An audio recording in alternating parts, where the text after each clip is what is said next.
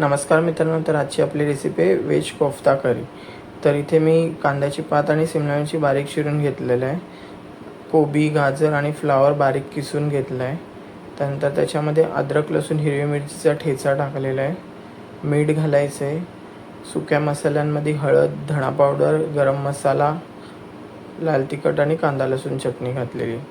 सगळं मिक्स करून घ्यायचं। त्यात तांदळाचं आणि बेसनाचं पीठ घालून जेवढं मावेल तेवढं पीठ घालायचं आणि गोळा मळून घ्यायचा आहे आणि त्याचे असे छोटे छोटे गोळे करून घ्यायचे।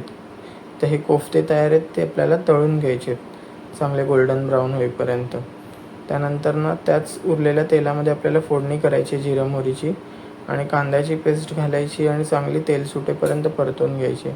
त्यानंतर त्याच्यामध्ये हळद, लाल तिखट, गरम मसाला, धणा पावडर घालायची आणि मसाले चांगले परतून घ्यायचे।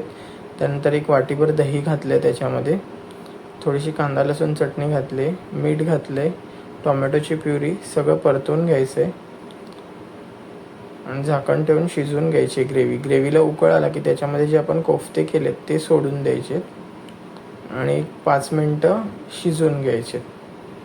तर तयार आहेत आपली व्हेज कोफ्ता करी।